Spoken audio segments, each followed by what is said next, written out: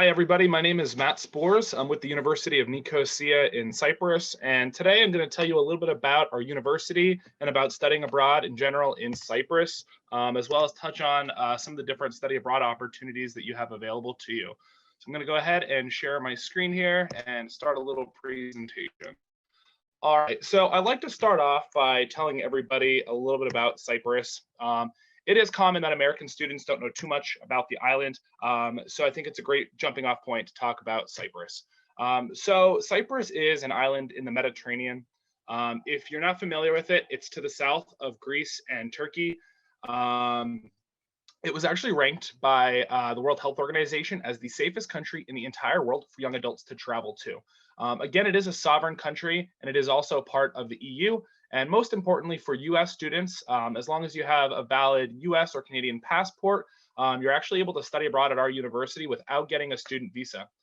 The population of Cyprus is about a million, and we get about 4 million tourist visitors every year. So almost 4 times our population in tourists every single year.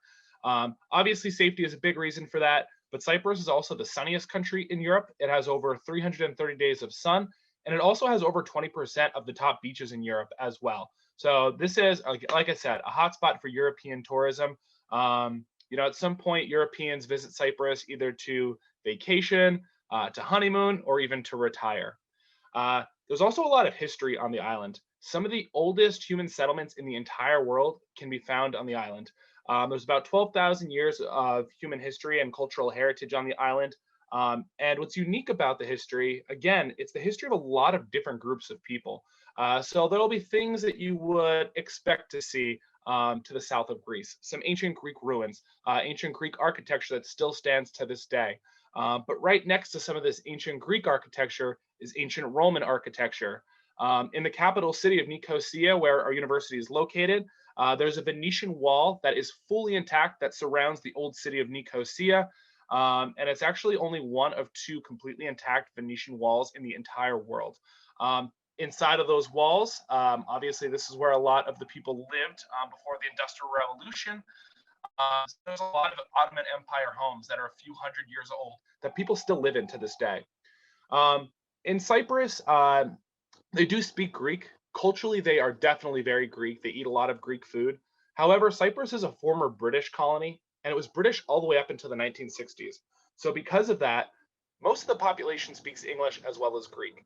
The official statistic is around 80% of the population speaks English, but really that stat is a little skewed because in the major areas where students are, located, such as obviously the capital, the beach towns, and all the other large towns and cities that students typically visit, English is widely spoken. I travel to Cyprus every year. I actually studied abroad in Cyprus for a full semester, and I don't know any Greek, which is really embarrassing at this point. But it really is easy for me to get around, and we do find that it's easy for our students to get around as well. Nicosia was ranked by the New York Times a few years back as the number 13th place in the world to visit. It's a very cosmopolitan city. It definitely has the European lifestyle. There's a lot going on, a lot of hustle and bustle, but at the same time, it is an island. If the bus is 5 minutes late, it's on time. It is common for people to be, 5 minutes late to meetings and things like that. So it is a nice mix of cosmopolitan lifestyle, but still fairly laid back as well. The city itself and Cyprus in general is pretty cost effective, especially when you're talking about comparing it to other other major European locations. It is a really cost effective location. When I'm telling students who are visiting Cyprus how to budget for food and going out costs and things like that, just daily, living expenses, I say budget as if you're in the US because the costs are very comparable. Other quick facts about Nicosia. So about 300,000 people live in the capital, which is, almost a whole third of the population of Cyprus. And about 10% of that population, or 30,000 people, are college students. So by no means is it a college town, but the city is definitely accommodating to college students because there is a lot of them. There's over 1,000 restaurants, very vibrant social and sports scene. There's a professional soccer team that plays just outside of the city. And again, there's about 300,000 people living there. So there's always something to do. It's a fairly large city by any standards. This is just a quick stat. Nicosia was ranked the #1 small European city of the future in 20 and 21 for human capital and lifestyle. Couple quick facts about who we are. So we're the University of Nicosia. We go by UNIC for short. We are the largest university in all of Southern Europe that teaches primarily in English. We have about 13,000 students at the university. About 10,000 of those students are we like to call our local students. So that is our Greek and our Cypriot students. We have about 2,000 to 2,500 European study abroad students, and depending on the year, anywhere from 300 to 500 US study abroad students as well. Some of the programs that we're most known for in the region, definitely medicine. We have a medical school at the university that's partnered with St. George's University in London, which is the second oldest medical college in the entire UK. It's where Gray, who wrote Gray's Anatomy, actually taught. International relations is a very important program for us at the university. Because of where we sit in the Eastern Mediterranean, we're kind of the last safe window to looking at Middle Eastern conflicts. So we're very strong in the Eastern Mediterranean studies. Accounting, again, we're very strong in. There's more chartered accountants per capita in Cyprus than anywhere else in the entire world. Architecture, we win a lot of international awards for our architecture department. And then blockchain technology, we are #1 in the world for blockchain technology, which I'll touch on in a couple of slides. For students that are looking for semester study abroad programs, definitely an important aspect to going abroad with us is the fact that you get to take your courses not only with the other US students, but also the European study abroad students and the local students who are completing their full degree at our university. So it makes it really organic and easy to meet people. Like I said, when I studied abroad in Cyprus, I also got to take my courses with local students and just felt it was a really enriching experience. You go abroad to meet people, and that is certainly a great way to meet people. Our system at the US, our system at the university is similar to that as a US system. So we have a typical grading scale. We have a 4-year bachelor degree program. The credits transfer fairly easy for our US students. On our website at the university and also on globalsemesters.com, which is for our US study abroad students, all of our syllabi are accessible to all students, whether or not you're enrolled or not. And when you look at these syllabi and compare them to syllabi at your home university, they are very similar. Because we're a private university, we predate the public university on the island. So we actually first got our accreditation from the US. And this is why we have a very similar education system to that as US universities. Our campus, it's a modern urban campus. There's 20 different buildings kind of spread out through the neighborhood, over 160 different degree programs. And at the University of Nicosia, we have the largest international student community in the entire country.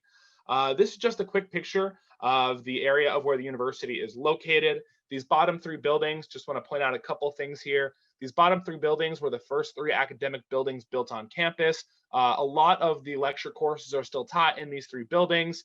If you follow my cursor to the left, this large building was the first student residence that was built. This is where our study abroad students live. This is where our full-time students and some of our European study abroad students live as well. The neighborhood, if you follow my cursor from left to right, essentially there's a lot of campus buildings mixed in with just a normal neighborhood that the university has kind of just developed around. So there's a lot of things, around the neighborhood for students. This was a ranking that we received this year for business and economics. So our university fell into the 300 to 400 level tier, essentially where the top 300 to 400 universities for business and economics. For reference, you could take a look at some of those other universities at the bottom, obviously US universities that were in the same grouping as us. I mentioned that we're #1 in the world for blockchain technology. So a couple of quick facts about that. We were the first to offer a degree in digital currency, the first to graduate students in digital currency. We're in fact the first to offer a course in digital currency. We were also the first to publish all of our certificates onto the blockchain, and we were the first to accept Bitcoin as payment as well. And as you can see on the right, these are some of the industry rankings. And you can see that we are #1 ahead of a lot of other well-known universities. So really quickly, we do offer a wide array of courses for our semester students. As I mentioned, there's over 400 courses taught in English every single semester. We're very strong in health sciences. Again, partially because we have the medical school, but also because of the fact that our system, again, is based on the US model. A lot of the courses that health science and biology and chemistry majors need that have labs attached, we also have at the university. So again, this is a very strong area for us for study abroad students. The same goes for science and engineering. We have a lot of engineering opportunities available. Humanities and social sciences, of course. Performing arts, so music and dance. And then business is actually the largest school at the university. Um, so you'll see a lot of pictures of Cyprus, and it'll be a lot of pictures of beaches and the sea and things like that, because it is very beautiful. However, the major portion of GDP actually comes from financial and accounting services. A lot of the major US accounting and financial firms have Chicago-sized offices in Cyprus. So we're very, very strong in business. Again, going back to architecture, we have a lot of architecture and art and design programs as well. The university also offers summer opportunities for the US students. So these are mostly 4-week programs. They are all 2 courses with 6 credits, except for our pre-med program, which has an additional credit because there is a lab attached. So I'm not going to touch on every single one of these things just for the sake of time, but I'll go over a couple of highlights for some of the more popular programs. Animal science is definitely a popular program. It's based around animal health and disease and animal husbandry in the Mediterranean. And there's a lot of site visits to piggeries, hatcheries, and dairy farms, things like that. So it is fairly hands-on. And this is definitely a popular program for animal science majors or pre-vet majors as well. Art and photography is a really fun program to take over the summer in Cyprus. Obviously, the 2 courses are surrounding art and photography. So typically students will choose either from painting, history of art, and photography. We also have communications, digital currency, and blockchain. As I mentioned, if you're going to take a course in digital currency and blockchain technology, we're at the university to be taking these courses at. We have early Christianity, engineering. The 2 courses for this are fluid mechanics and engineering dynamics. I do realize that it's hard for engineering students to find courses abroad, so we do offer this program. Geology, Greek heritage, health management is another popular program. International accounting, marketing, IR, music, nursing, again, a really popular program over the summer. Kind of the highlight of this program is you get to visit different clinics and meet with different nurses and doctors and physicians in Cyprus and really get a feel of what nursing is like in Europe and more specifically in Cyprus. And obviously, you'll be able to compare that to the role and the expectation of nurses here in the US. Pharmacy, physical therapy is another great program. We have 1 PT course and 1 elective course built into this program. The one is biomechanics and rehabilitation. That is the PT course. And then pre-med. This is probably our most popular program that we have in the summer. Again, this is the 7-credit program. And nursing, PT, and pre-med, and health science, they all, for the most part, decide to take the second course, the same second course, which is management of care. Essentially, this is a comparative course talking about, the healthcare system in Europe, so more socialized healthcare versus the privatized healthcare here in the US, but then also comparing, how culture impacts, the delivery of care. For instance, how do you deliver bad news to a Northern European family? And how is that different delivering bad news to a Southern European family? Because it certainly is different. Again, so we have a lot of the health-based programs decide to take this course as their second course. And I would say the main course, the reason that a lot of the pre-med students go on this program is because of the first course listed there, the Bio 310, Special Topics in Clinical Anatomy and Skills. So this is a full body anatomy course that has a lecture, but also a lab component, which is why you have the 4th credit. For instance, one day you might be talking about the neck region. You might be talking about a laryngeal carcinoma. What is it? How does it form? How to diagnose it? How to treat it? Then you'll actually get to go over to our medical school's cadaver lab and work with a prosector on these cadavers. So that day, for instance, you're talking about the neck region. So the prospector will say, okay, so this is the neck region of somebody who did not have a carcinoma, laryngeal carcinoma. Here's somebody who did. Here's what to feel for. This is what it looks like. So it's very hands-on, and this is definitely a popular program for students who are thinking about going to medical school. It's more than just getting these course credits, but it's also the opportunity to work at the medical school's cadaver lab as an undergrad student. All of our programs, summer or semester programs, are what we like to call comprehensive. So really just about everything is covered for your program in your program fees, except your food and your flight to the program. So your tuition is covered. The apartment is covered that you'll get, the student residence that you get to live in is covered, which is a single studio apartment. We have a 7-city tour built into the program. We have coordinating staff that are there just for our US students. So if you're like me and you get locked out of your apartment and you need help getting in, the coordinators are there. Or if you're sick and you need to find a doctor, the coordinators are there. The coordinators also take you on the city tours. So you do get to interact a lot with the coordinators, and they're a great resource to have while you're abroad. As I said, that's a whole dedicated team just for our US students, providing 24/7 support. Insurance is covered.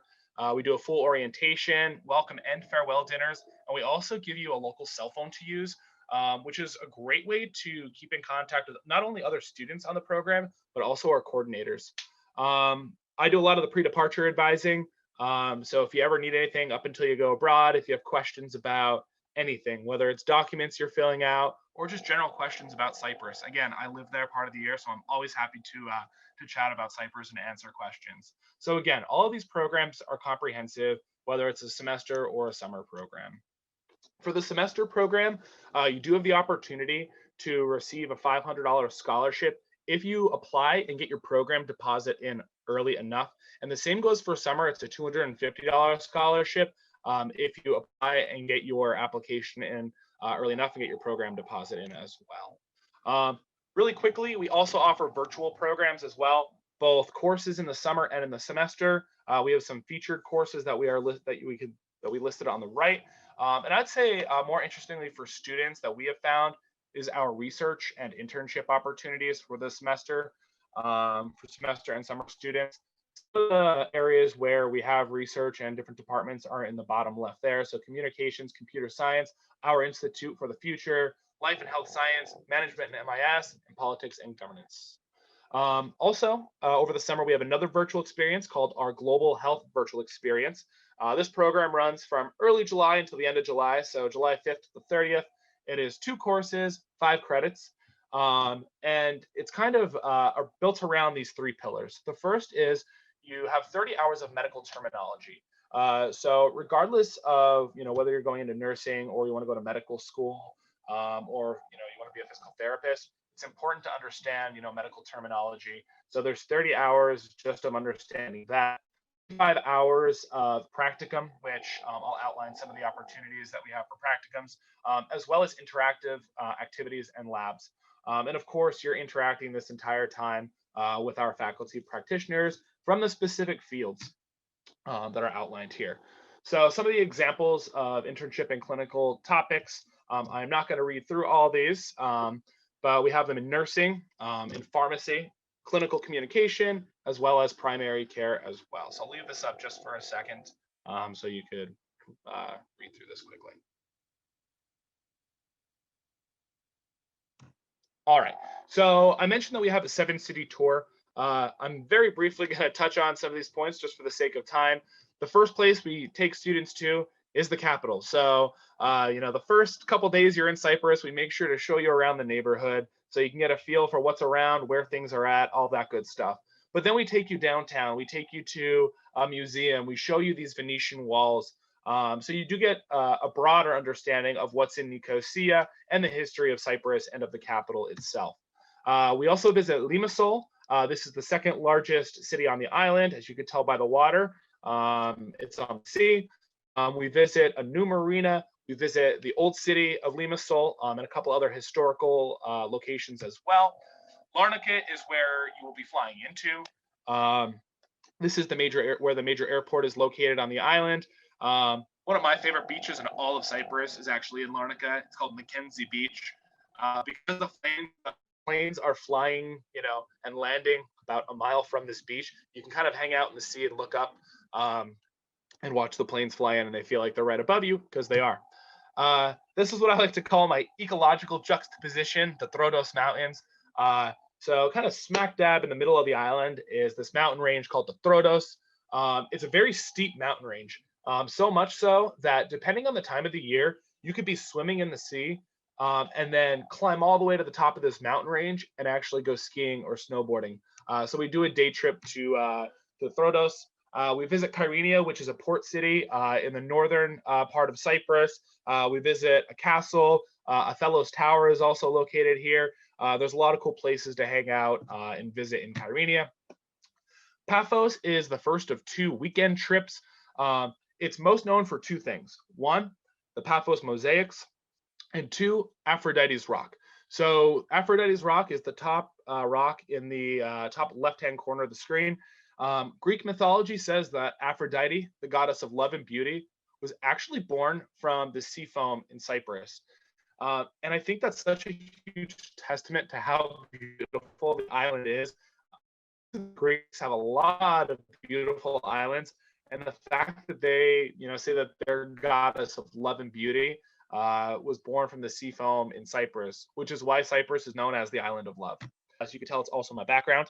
A picture from the sea caves in Ayia Napa. There is so much to do for students in Ayia Napa. This is one of the huge tourist destinations on the island.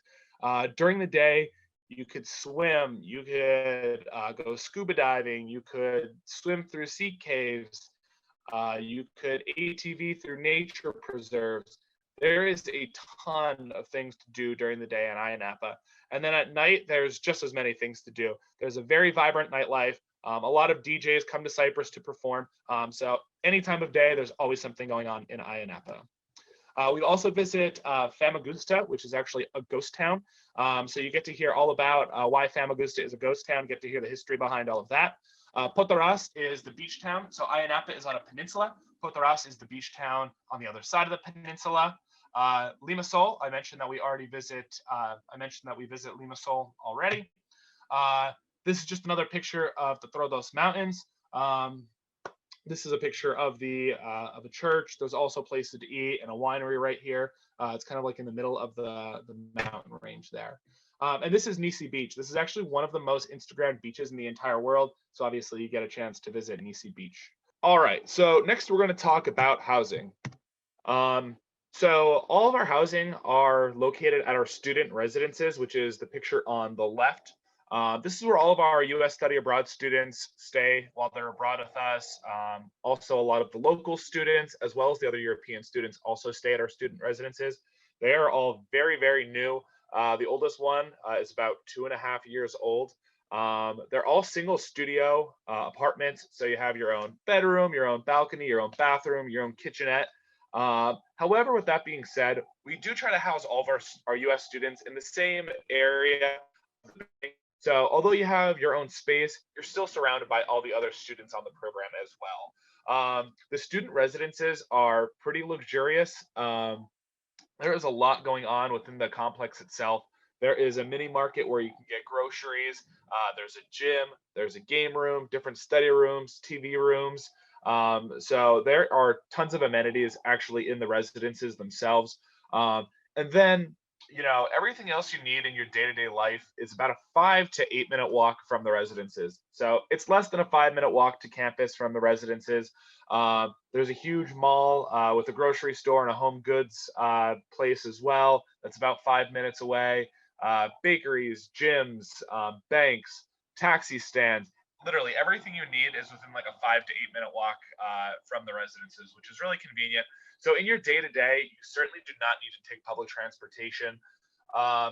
Typically when students are taking public transportation, they're either taking the bus system, which it's about 75 cents to go anywhere in the city with your student ID, or students are taking a taxi.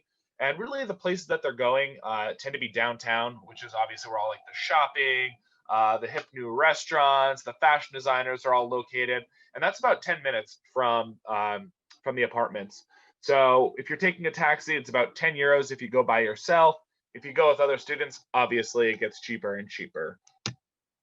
Independent travel. So depending on when you're looking to go abroad, obviously it will dictate how realistic and how much independent travel will be available, obviously just due to COVID. These are some of the typical locations where our students do travel to.